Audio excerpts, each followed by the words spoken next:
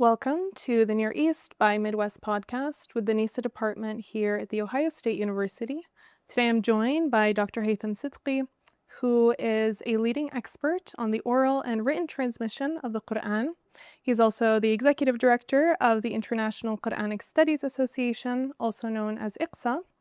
He holds an MS in Applied Mathematics and a PhD in Biomolecular Engineering, and he also holds ijazat, or traditional certifications, in the 10 qira'at, or reading traditions, as well as classical works relating to the rasim, or orthography, of the Quran. With that interdisciplinary background, a lot of his research focuses on combining philological analysis with mathematical analysis to study the evolution and dynamics of the Quran in early Islam. Thank you so much for taking the time to speak with us today. Yeah, thank you for having me. So, to begin with, I'm sure you get this a lot, but you have a bit of an unconventional background when it comes to the field of Quranic studies. Right now, that's sort of an exception to the rule, but would you hope that that would become more mainstream? And I guess to that point, what merits do the natural sciences have when approaching a field like history, which is very probabilistic in nature? Yeah, that's a great question. So I actually think that maybe at first glance it might seem that the study of history or aspect of the humanities are at odds with the natural sciences. But I think that there's a lot to be learned from either side, and I think that they can be quite complementary. From the history side, we're often interested in what happened and how did it happen and why did it happen. And what the natural sciences do really well is they provide us with tools to be able to interrogate questions like that. And those tools can be anything from quantitative approaches that are rigorous and sort of backed by math and things like that, but there are also qualitative assessments and ways of looking at data and interrogating data that I think could be very beneficial to the humanities. Another sort of soft aspect about the natural sciences that for me I find very valuable, and I try to do this as often as I can, is that research is a lot more collaborative in the natural sciences. So it's very, very rare that you see a single author work in the natural sciences, whereas that's basically the default in historical and textual and religious studies. And from my perspective, I find that as we pick a lot of that low-hanging fruit and more of the historical questions of interest demand interdisciplinary skills, I think it behooves us as a field, as a discipline, to work more closely together collaboratively to be able to tackle these more difficult challenges. And that's something I've tried to apply throughout my research and my experience in collaborating with a number of other scholars that have complementary skills and backgrounds to the things that I bring to the table. So I see it, I guess, to summarize, I see it as a combination of an approach, which is this collaborative approach and leveraging different backgrounds and skill sets to tackle complicated problems, in addition to bringing the tools to the table to be able to address certain historical questions in new ways, and I guess sort of in with greater precision. Absolutely. And I guess a more abstract question, what does it mean to know something in the field of history versus something like mathematics or biology? And how can we deal with uncertainty when it comes up responsibly? Yeah, that's a really interesting, and that's a big question. So I guess I'll share my take on it. What I've found in textual and religious studies is that people tend to gravitate towards binaries, right? So there's a historical report. Did this happen? Is this 100% authentic, or is it fabricated? Mm-hmm. Whereas I think, by default in the natural sciences, it's all about quantifying uncertainty, right? So you take a measurement, you have a hypothesis, you're doing a test, and you speak about uncertainty, you speak about error bars, you speak about probabilistic models. And so the natural tools and baseline lens through which the natural sciences are conducted is oftentimes a probabilistic one. It is one about characterizing and quantifying and bounding uncertainty, right? So it's not just a yes or no, it is a here are the bounds associated with things, here's how confident we are, and over time the hope is that we can narrow those confidence intervals and decrease uncertainty as we collect more data to be able to answer a question. And then the other thing that I think I've seen more and more translate into the historical side of things, and this is really, again, about knowing, is that oftentimes data in the real world are noisy, right? So whether it's a historical report, someone witnessed something, how exact and how precise is that observation? How do you combine that with concrete archaeological evidence or a manuscript? None of which aligns 100% with each other, right? So this is about that uncertainty. And what I find sometimes is that people have a tendency to fixate on one or two pieces of evidence and then to craft a narrative surrounding those pieces of evidence that fit them perfectly. But the cost, in my view, is too great. So the cost that you pay when you do that is that that model, that historical model, fails to explain these other elements that were not part of what's being considered at all. And so the error associated with that, how far they deviate from that, becomes significant. And the way I look at things is you are much better off proposing a historical model that accounts for most of the data or all of the data acceptably well, not perfectly, versus proposing a model that can account for a small number of data very well, but at the expense of large error bars for all the other things. So for me, that's kind of how I see those two things coming together. How can we know things? I think we know things through characterizing and quantifying uncertainty. And the more data we have, the more things we incorporate in our model, the more we can bound that uncertainty. And we have to be comfortable with a historical model that is not going to provide a perfect answer or a perfect fit for any one data point that we collect. If it does, that's great, it's fantastic, but I don't see that as a necessary condition of a good historical model. Mm-hmm.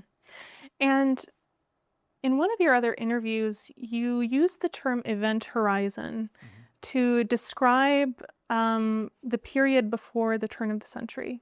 What did you mean by that? And what tools do you think you can offer to allow us to penetrate beyond that event horizon and make out what was happening in the most formative years of the Quran's history? Yeah, that's a great question. So at the risk of getting a little too physicsy on you here, the way I would describe it is this, is that at a certain point in time, the amount of physical evidence, material evidence, reconstructible historical reports that we have access to becomes vanishingly small. It basically goes to zero.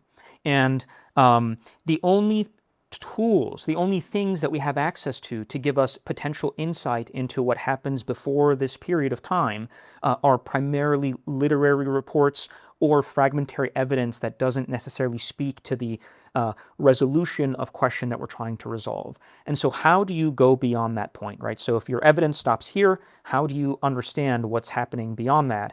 And the idea is, well, you can build a model, right? And so if you build a model that is sort of continuous across the domain of interest, so it kind of goes all the way back in time to the period we can't observe, and it does a good job of describing how things could have emerged from that point on into later periods, so long as you can justify and defensively explain how this model accommodates this evidence. And so then you can say, well, if I extrapolate using this consistent framework back into this time, we can then start to understand one way how things could have happened before we have the ability to observe them. And that's the analogy with the event horizon. Can you speak a bit more about why it's a black box, why we can't see into that period? What data are we missing and why? Yeah, so I think it depends. I don't want to be a reductionist, and so it really depends on what kinds of things you're interested in knowing and asking. So as an example, if someone is interested in the life and times of the Prophet Muhammad, well, we don't really have any surviving contemporaneous writings from, say, his companions and the people that were around him, his immediate audience, right? So their writings don't survive. Perhaps the writings of their students or the students of their students do survive. But the question is, what happened? What did the writing of the student or what did his own writings look like? Now, if that thing is the Quran, for example, the earliest manuscripts we have probably date from the period around 630 to 650, so shortly after his death, to perhaps the reign of the third Caliph Uthman. And so the question is, what can we know about the Quran as it was, proclaimed by the Prophet Muhammad, and how it was perhaps read and transmitted by his followers to his followers' followers. And so in that case, the manuscripts that we have get us as far back to a certain period of time, and even then, in that case, and hopefully we'll get a chance to talk about it, we only have a specific level of resolution into that. So we don't necessarily have the vocalization that goes back that early, and so how can we reconstruct those things? And so that sort of framing then applies to a lot of different questions we want to ask, and other people can sometimes leverage data that we have from maybe semi-contemporaneous or early non-Muslim sources. But again, this is the idea of data is biased, and so how do you account for the different biases in the data to build as sort of unbiased or objective model as possible? Gotcha. Now, to refer to that, I guess, early form of the Quran, which escapes us, people use the term Quran, meaning like the earliest form or the original. How can we access that or reconstruct that, and what would we expect to see based on what we can see? Yeah, that's also a great question. So I think there's, first of all, the question is there or was there an Quran? And so I think that that's a very text forward approach of thinking about the Quran. And so there's a question of, was the Quran intrinsically multiformal, i.e., if you pick a certain chapter of the Quran, would the Prophet have recited that surah the same way every single time, or would his rendition of it be different in different circumstances and throughout his mission? And if the answer to that is yes, well then how can you think about a singular sort of written original text of the Quran, right? It becomes challenging. On the other hand, if you think that, well, there might be variation in the different manuscripts and transmissions, but there are mechanisms to explain that, whether it's through human error, scribal errors, those kinds of things, but that fundamentally we are dealing with a single text that can be represented as a written one, then we can start thinking about what would the Quran look like. Now, as it so happens, the received text, so the Quran that we have today, and all Quranic manuscripts that survive, with one exception, they all descend from a single archetype. So they belong to one text tradition, which is what we would call the Uthmanic text tradition. And so then the question becomes, and that's a very early tradition, right? So that tradition dates to the middle of the 7th century CE. And so then the question is, okay, to what extent does that tradition reflect the personal mushaf or personal codex of the Prophet, were he to have had one, right? So then we can start asking those kinds of questions.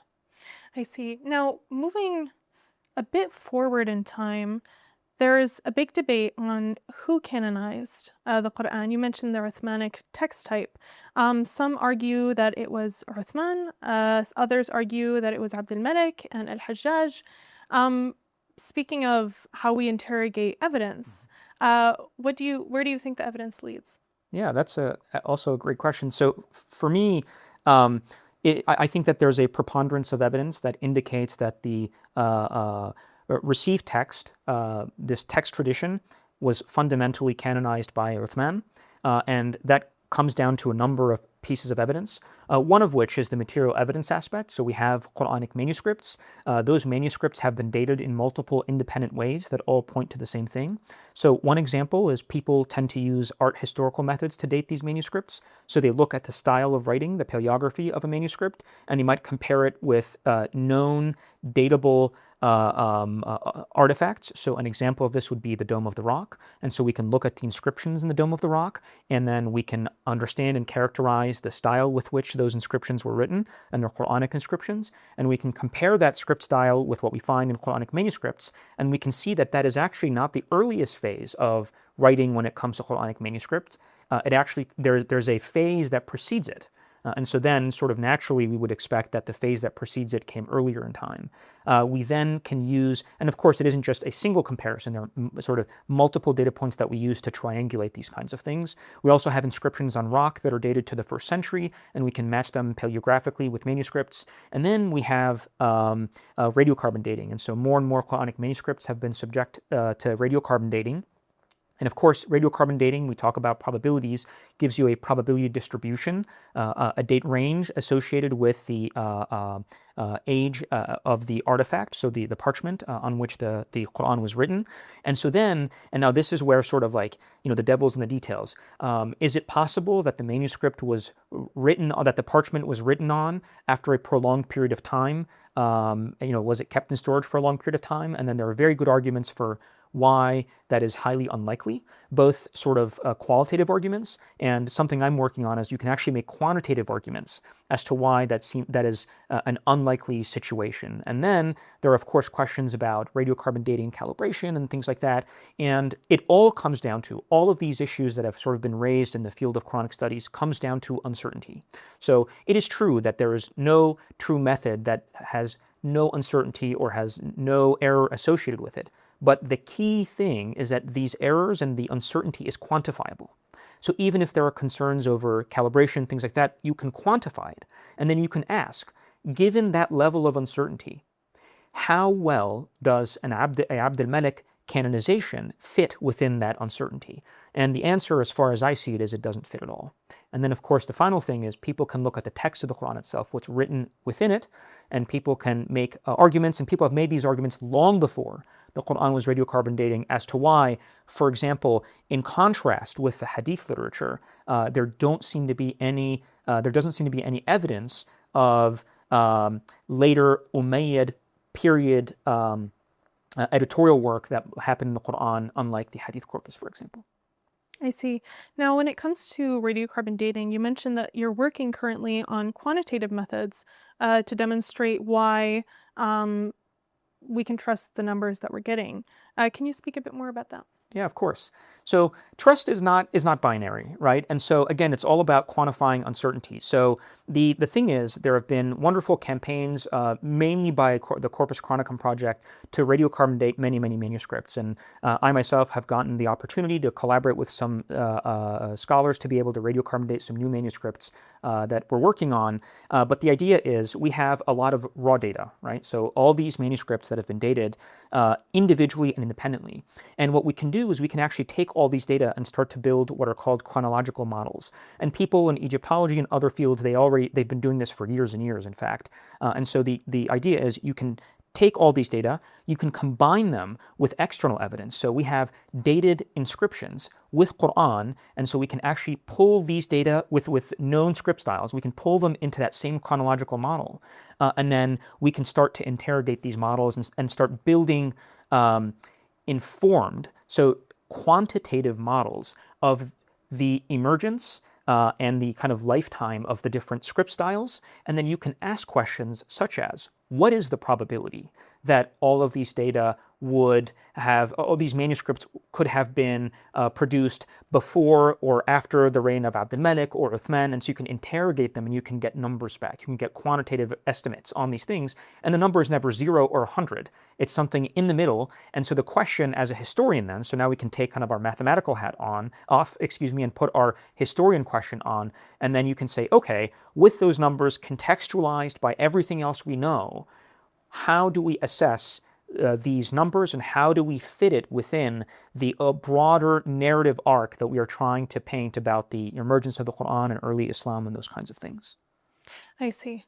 Now, we have the Rasm, we have the consonantal skeleton of the Quran, but we also have the oral tradition, which you've done a lot of work on. Which do you think came first, if that's even a legitimate question to ask? Do you think that one restricted the other? That's also, all these are great questions. So I don't think one came, so as a formalized tradition, the written tradition, we can observe it in the historical record before the oral tradition. But certainly the Quranic text was alive, right? It wasn't just some object with a bunch of shapes on a piece of paper that wasn't read, right? So it was read. And thus, when you take these words on a piece of parchment and you speak them, there is fundamentally an oral dimension to this text.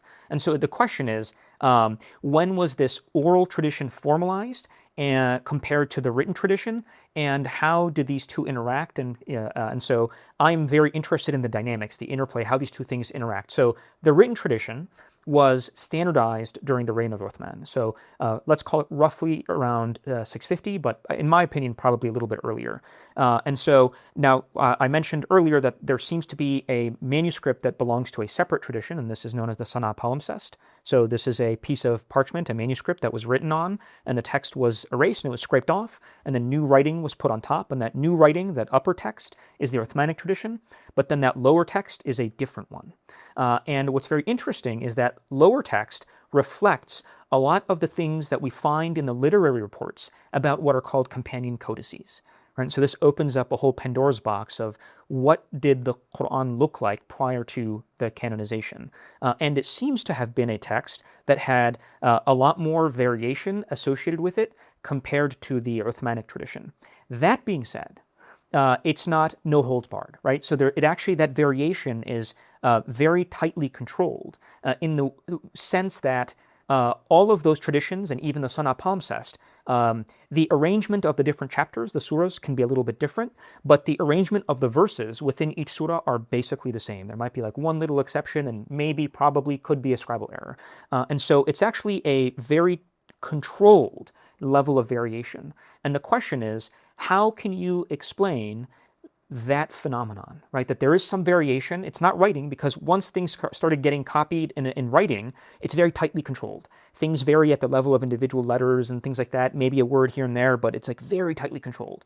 And people have hypothesized different mechanisms for how that could have happened. Famously, Hythem Sidky, he proposed this combination of oral textual tradition, so maybe dictation takes place, people, hearing the Prophet recite and then going home and filling in the blanks, and so there's a little bit of variation, and he describes certain phenomenon. So like, if two phrases sound a little bit similar, they're more likely to end up getting modified in these ways. I am not particularly opinionated on the details of what that looks like. I think that is a fine model. The key thing for me that I emphasize is that it appears from the beginning that the Quran was written down because the writing always constrained the degree of variation.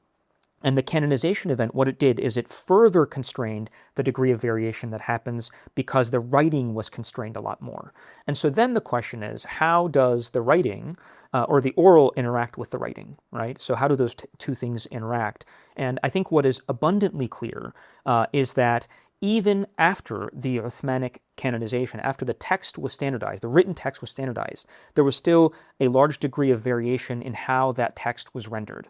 Now, variation is doing a lot of work here, and so variation is fundamentally a lot less significant than what we get in the before period. And so things might vary in terms of a word being, third person or second person, depending on how things are dotted, or vocalized in the passive or the active.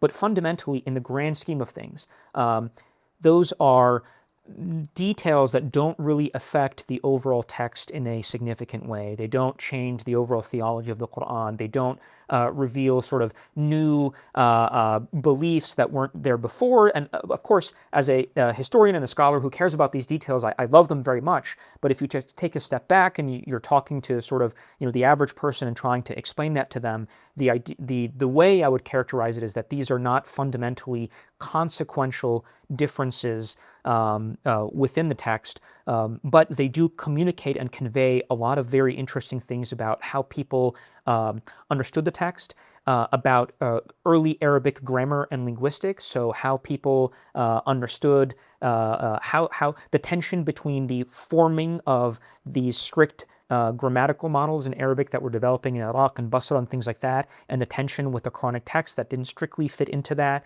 And so it reveals a lot of very interesting things, but then we just have to kind of be honest about the level at what we're talking. And so we're talking things at the pretty, fine-grained resolution and not things at sort of this high level up here. Very interesting. Now, when it comes to the Sana palimpsest, it's been proposed that it's a companion codex. Mm-hmm.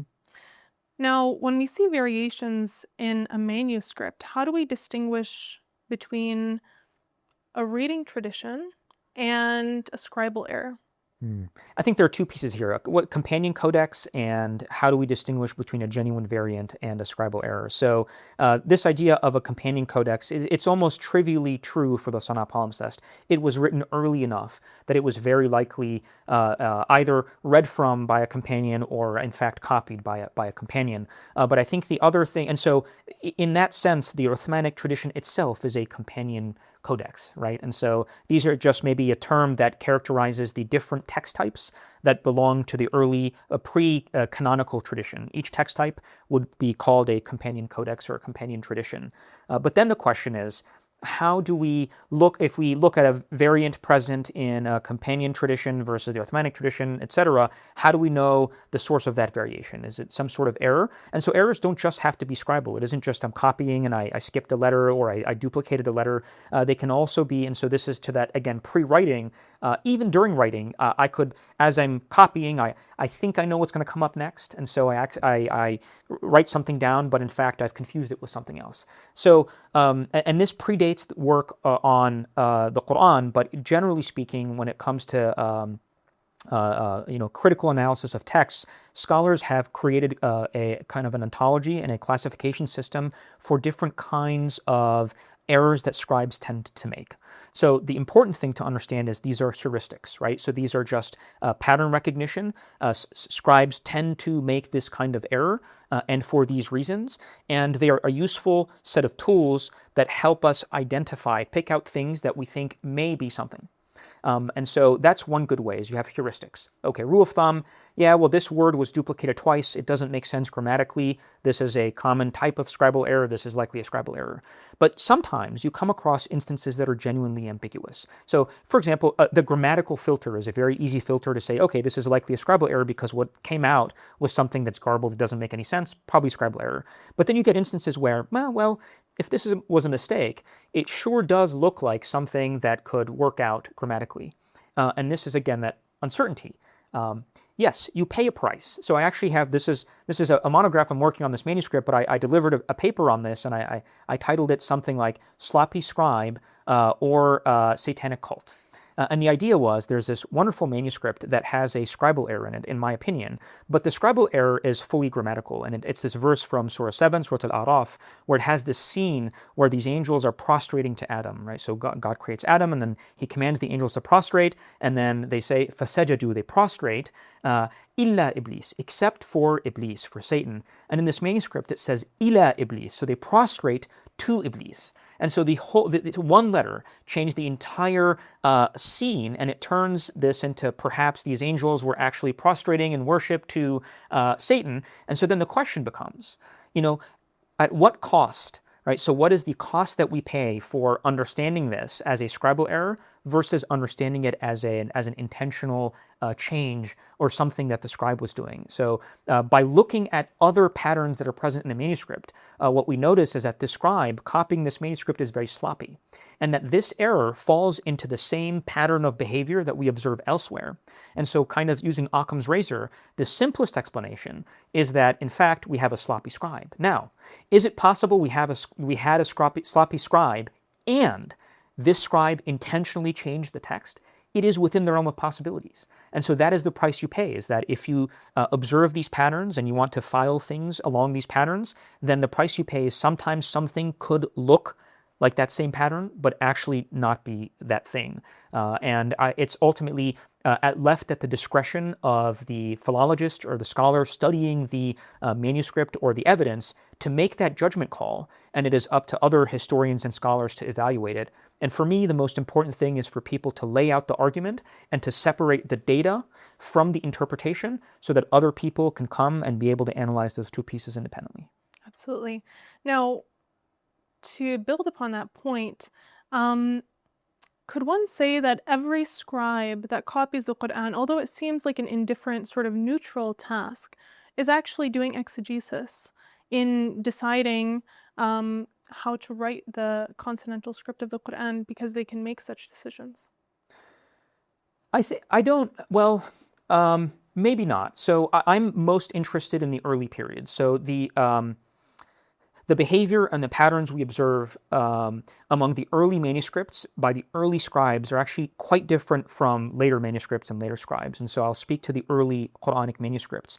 What's very interesting to me is they seem to be very fixated by and large on at the shape level. Like, I really want to copy these shapes. I really want to duplicate as faithfully as possible what is in front of me. But every now and then, so that seems to be kind of the predominant a strategy that you can see when looking at the early manuscripts. But every now and then, and this was something else I had presented on, and I have a paper that I've been working on with this, you see a scribe who makes mistakes. But those mistakes are not the typical, oh, I've copied a line twice or something. They're not the graphical mistakes. They're not visual mistakes. They are errors of the mind. So the scribe is copying, and the scribe ends a verse with a different ending belonging to a verse in another surah. And so how would you make that mistake unless you were familiar with what was in the other surah? And so that says something about, oh, well, this scribe seems to be somewhat familiar or sufficiently familiar with the Quranic text that they can actually confuse parts of it together, right? They're not just purely like a mechanical device, and they're thinking about what they're saying. And it also gives you a little more insight, greater resolution into what's happening when they're copying. So perhaps they glance, and then they start writing for a while. And then they glance again, and they start writing for a while, versus, glance, copy, glance, copy, glance, copy. So it might even tell you something about that, the pace at which they were doing things. Now, is that true of all manuscripts? It's not. It's actually a small minority of manuscripts, but it's an interesting observation that's witnessed in a few of them. And so you can start to tease out little things like that. But do the scribes themselves, are they involved in kind of interpretive aspects of the text? I haven't personally seen it.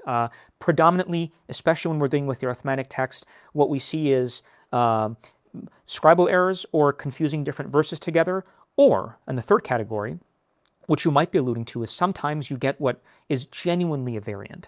So the best way to characterize this is it seems like something has been taken from a non-Uthmanic tradition, so very often they're found present in these other companion traditions, and inserted in one place in an otherwise Uthmanic text. So very interestingly, I worked with a colleague of mine, Marijn van Putten, on a paper that's forthcoming on this idea of successor codices. So if we look at the oral traditions, the qira'at, right, so the reading traditions, we find reading traditions that are very similar to this.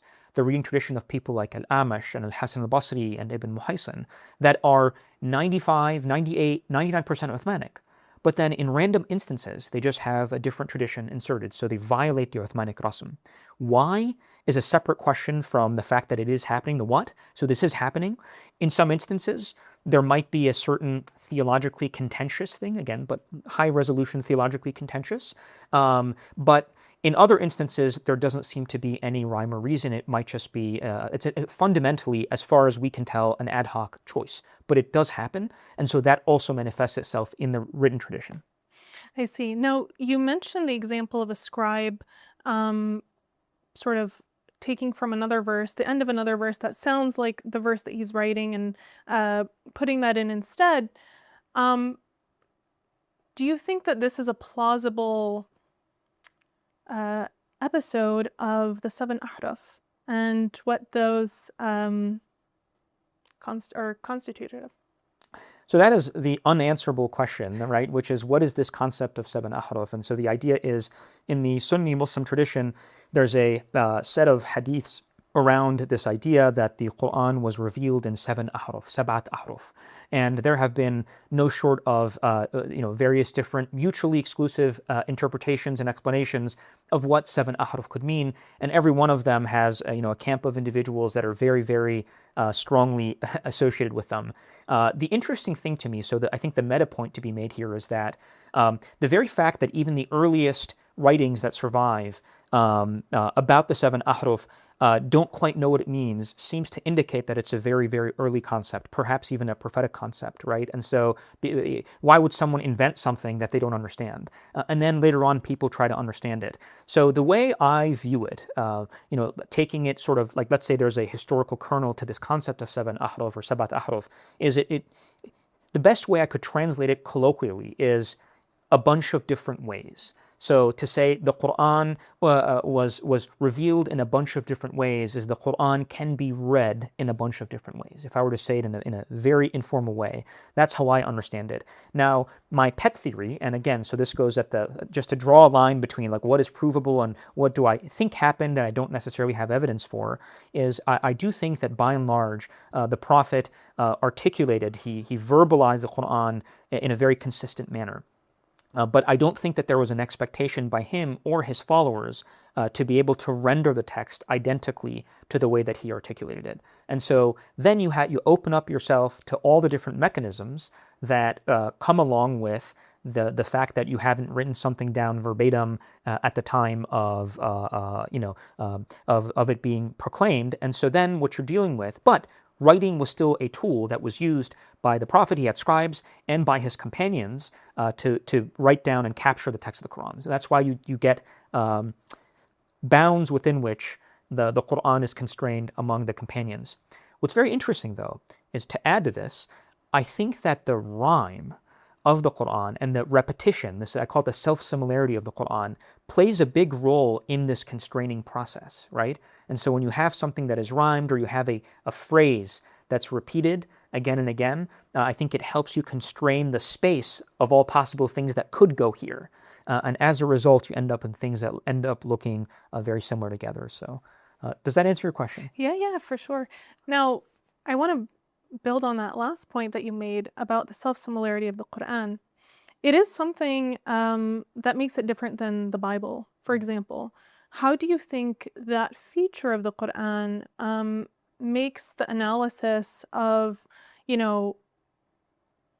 authorship, for example, or understanding if different scribes wrote different parts, how do you think that plays a role that's unique to the Quran that can't really be sort of borrowed from biblical studies? Yeah, so I will temper that by saying that there are poetic books in the Bible, but I don't think, and this was actually something I had looked at when I did stylometric analysis, is I looked at the poetic books and I said, to what extent do they exhibit the similar patterns that are present in the Quranic text, and they actually don't exhibit similar patterns.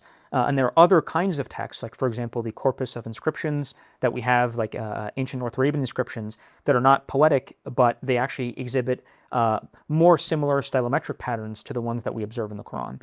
So I just wanted to put that as an aside, but to bring that back to your broader question, which is how do we factor these things into questions of authorship and editorial work and things like that, I think the key thing to understand is data and mechanisms and observations, right? So the question is, people observe very specific patterns in the Quranic text, and it is one, to summarize, of gradual change over time in a variety of different things in the mean verse length. So on average, the earlier surahs tend to have shorter verses, and over time the verse length grows, and there are other changes that are concomitant with the verse length change. And so the question is, how do you explain this pattern? One more caveat. The caveat is, what is the resolution we're talking about here? Do these patterns that we observe, do they negate the possibility that someone came in and added one letter? Well, of course not, because we're talking statistically over a large corpus, right? So that's the resolution we're talking about. And so then, how do you explain this pattern? One way of explaining this pattern is saying, well, what we have the work of a single author that has changed with time due to changing circumstances and audience and concerns and things like that. So that's one way of explaining it, and that's a big camp in the field of Quranic studies that view this change over time as reflecting that. And so the question is, well, what are the observed pattern is undeniable. It's a real pattern. It's data. And so the question is, what other interpretations do we have for this kind of observation? And so one of the things that I had done is I had probed this question. I said, well, can we take other corpora that potentially could exhibit a pattern similar to this? I didn't know this ahead of time, that are known to be multi-authored over long periods of time and space and things like that. And in fact, that's what I did. And so I found that, for example, if you take the body of Safavidic inscriptions that we have and you sort of chop them up into little bits and then you plot them out over time, they exhibit a very similar pattern, right? And so then here we have a counterexample of the same pattern that we observe with the Quran, yet the explanation for that is not we have a single author whose, his style is changing over time. It doesn't mean that this pattern cannot emerge as a result of two different mechanisms. But it does raise the question as to whether this pattern necessitates a single author with style changing over time. So to me, I separate those two questions. Do I think we are dealing with a single author style changing over time? I personally do. Do I think that the pattern that is observed is necessarily a consequence of that? I have my doubts. Now, the fact is that this starts getting into like really, really nitty-gritty details, and hence why I say I have my doubts, and it's something I'm still working on unpacking. Do you think that we can use these computational methods to build a more precise chronology of the surahs in the Quran? Yes, definitely. So the scholar who had worked on this chronological model, the stylometric analysis one, was Hythem Sidky. But of course, I think a lot of work in the chronology of the Quran being done today is at the forefront of that is Nikolai Sinai. And the idea, it all comes down to this: is we have a low resolution chronology of the Quran. How can we construct higher resolution chronologies? How can we take a surah and piece apart the basal layer of the surah, and then the other verses that eventually got added in to grow the surah, and that this is not fundamentally a controversial idea, because even within the Muslim tradition, surah started off small, and as more verses were revealed, they got inserted in different parts of the Quran over time, and surahs grew. And the Prophet may have moved verses around, things like that. But the question is, okay, that's great that we have a literary report that mentions that, but setting that aside for a moment, can we reconstruct what that process looks like? So even if it happened, well, what did things look like at different moments in time? And if we can do this at the level of a surah, can we do this at the level of a verse? So if you have a long enough verse, can you start picking it apart to understand, oh, well, this verse may have actually started off like this, and then over time it grew to that, and over time it grew to that. And that's work that Nikolai Sinai and others are doing, and I think it's very fascinating. And I think that, again, they're employing a wonderful set of historical tools that enable us to do things that other people hadn't done before. Very interesting. And I mean, to do that sort of work, you have to come with a certain set of assumptions about what the text should look like, what a verse should look like, and what's abnormal. How do we go about constructing that criteria and inclusion-exclusion criteria in a way that is honest about our expectations? I think that the key thing here is transparency. I don't think there's any objective set of criteria that one can lay out. And so this is kind of where we get because contrast the earlier question about the natural sciences and what we're doing in textual and religious studies is that oftentimes we don't have a set of fundamentally objective criteria. We have a set of subjective criteria. So one example would be, well, if I remove a proposed insertion, that the text should still read, should be coherent and should still flow, and it shouldn't seem awkward or interrupted. I mean, that's a sensible one, but is it a law of physics? It's not. It's possible that an author, when they first authored something, they authored something that was clunky, and they refined it later on, or they might have made a mistake and wrote something that was ungrammatical. So it's not like, is it possible? It's like, well, what is more likely? And so you establish a set of heuristics, and the more set of heuristics that you establish, and you're transparent about them, and you lay them out, at a minimum, someone can say, well, based off of these baseline assumptions and this overall framework, yes, your conclusion naturally emerges as a consequence of these things, versus, oh, even when you laid things out like this, you've made a mistake in how you've applied it. So there are these two layers, and then people can start picking apart, well, I think that this assumption is a little too strong, because here are some other examples that very clearly violate that, and it's a back and forth. Mm-hmm. Now, when it comes to the Quran, many people refer to it as the first Arabic book. Do you think that there's a chance that we might find precedents, not necessarily for the Quran, of course, but for the style of bookmaking, for the scribal tradition, which would help us to better contextualize what we see in the Quranic tradition? Because as you mentioned, we want to compare it to other texts and see, well, how do they, go about redaction history and editorial history? We don't necessarily have that for the Quran in its time period in Arabic. Do you think that might change, or do you think it's possible to do that with books of other languages that were also from late antiquity? Yeah, so I think there are two pieces to separate out. I think one is you touched on this idea of the composition of the Quran, and so how the way in which, the process in which the Quran was composed. Does that mirror or is it modeled after or does it reflect other sort of late antique approaches? That's not my area of expertise or specialization, and others like Mariana Clark and stuff are working in that space. But the other aspect is the materiality, right? So the actual codex itself, the tradition that the Quran belongs to. Is there precedent for that? Did it emerge in a vacuum? Does it look like anything else we have in late antiquity? And the short answer is yes, actually, there are other Syriac. So it's number one, it is not the idea, the very idea that the Quran is in a codex is an opinion. Right, so what's another possibility? It could have been in scrolls, right? And so now we have number one. There's a selection mechanism that took place. So someone or some people belonged to a tradition where they wanted to produce a codex and not, for example, scrolls. And then within the codex, surahs are not, it's not just, a bunch of words on a page. There's a structure to the surah. There are surah separators, chapter separators. There's some decoration even in our earliest manuscripts. And oftentimes, the bookmaking process, even how things are bound, the codicology, they reflect practices that we can observe in Syriac Christian texts. And that probably speaks to a broader writing tradition and bookmaking, codex producing tradition that existed in the area. Now, to me, when I look at the Quran as a written text, to be clear, it does not strike me as the first attempt of that civilization to put something down in writing. It is actually a very sophisticated written tradition. Now, what did they have written before the Quran? Was there literature or poetry or other kinds of things?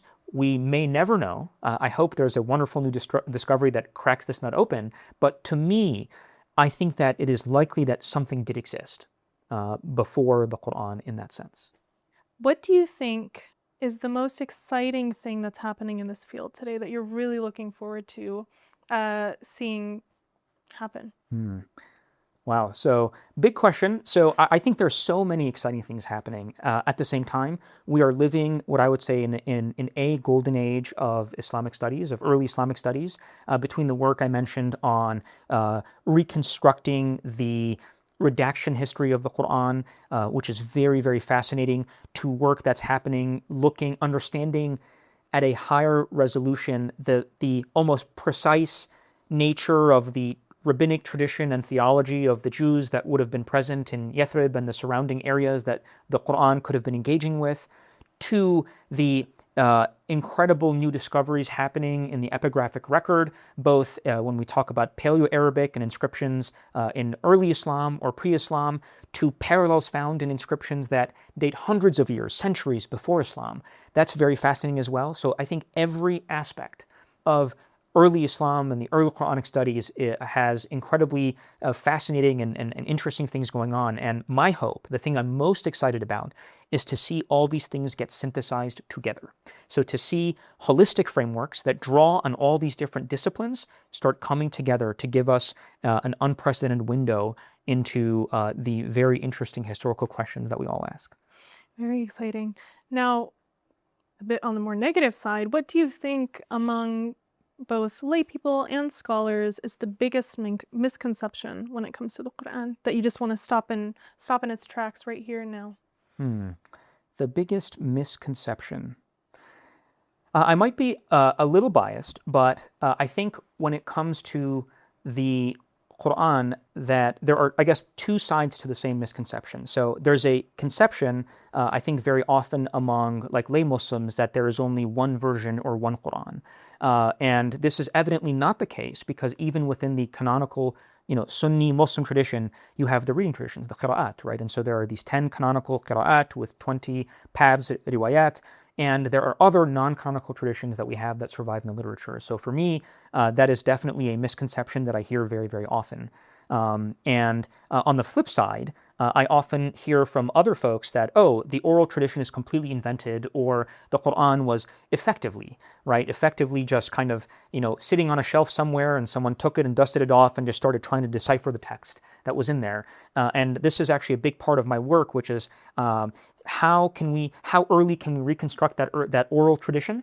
And with what fidelity, with what resolution can we reconstruct that oral tradition? And so I think we can actually reconstruct it with a great deal of fidelity, because more and more as time goes on, we have earlier and earlier texts that collect and aggregate a lot of data on these early reading traditions together. And through comparative methods and some mathematical analysis, we can start to reconstruct what that very early oral tradition looks like. And so it wasn't one, and they are not disconnected from the text, and they weren't invented. The oral tradition was transmitted alongside the written tradition from the earliest periods in different ways, all the way down to us today.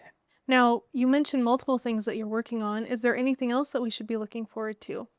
I think, to just bring it back to my earlier point about collaboration, I've been very focused these days on collaborating with a number of my colleagues and friends, and I have a paper coming out with Holger Zelentin looking at the identity of this mysterious figure Ozair. I have a paper with Marijn van Putten. I mentioned this on the successor codices coming out, and then a few other interesting things that hopefully will be made public soon. Very exciting. Now, I know we have a little bit of time left. It's a bit separate from what we've been talking about, but talk to us about Ozair and this article that's coming out.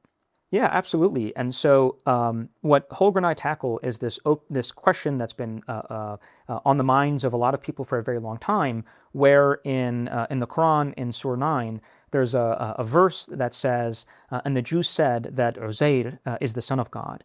And this has been a question where people have proposed many, many different figures, none of which that fits very well. So everyone from Ezra the scribe to some boy who rediscovered the Torah for the Israelites, to Metatron, to some angels, to perhaps it's not even a specific individual at all. It might be someone who's Aziz or those kinds of things. And what we show, and this is actually what I think is a great example of this cross-disciplinary collaboration, is that it ultimately works out to being what I think in very high degree of probability, this figure, he's a foundational rabbi by the name of Rabbi Eliezer. That's you get the Ozair from Eliezer ben Hyrcanos. And the fascinating thing to me isn't necessarily the identity, because that is fundamentally going to be underwhelming when you have 14 centuries of buildup. It is more around, what does that say? What does the identity of this person say about the milieu within Yathrib, within Medina? And so one of the interesting things is it starts, again, kind of honing in on the fact that we're dealing with Jews that are part of the Palestinian rabbinic tradition as opposed to the Babylonian tradition. It also tells us something about how the Quran interacts and engages with the theology and responds to it of the people in that space, on the ground, in that time. This is not something in the ether, the things were floating in the air in late antiquity. These are very precise and very specific sets of argumentation that's happening back and forth. And so for me, it's all of the implications, the historical implications, that are very interesting to me, more so than the specific identity of the individual. Very interesting. One final question. If you had a time machine and could be a fly on the wall during any point in Islamic history or pre-Islamic history, where would you go and what would you keep an eye out for? So do I get to make one trip, or can I make multiple trips? Just one. Just one trip. And do I have, sorry, these are really important questions, but do I have like a short life or infinite? Like how long, what kind of observation window do I have? How many years can I observe? I'll give you a year. 1 year. Wow. I'll give you a lifetime. A lifetime. Okay. If I had a lifetime, I would probably drop in right before the birth of the prophet, because there's some really interesting, and this isn't necessarily to do with my scholarly work, this is just pure personal interest. There are really interesting questions about when was he born, and the year of the elephant and things like that I'd want to answer for myself, and then I'd want to witness, the beginning of his ministry and the Quran and how the early Muslims reacted. If it's a standard, 2026 lifetime, which means I would live on long enough to observe the early conquest, that would be something very interesting to me, because this is partly why we have an event horizon, is because of the early conquests and this very rapid explosion of the central population and the close companions of the Prophet all throughout Arabia and all the way into the Levant and into Iran. And I would be very interested in witnessing the actual transmission of information. So I would basically, I would be there from the very beginning to basically the very extent of where I would draw the event horizon. Makes sense.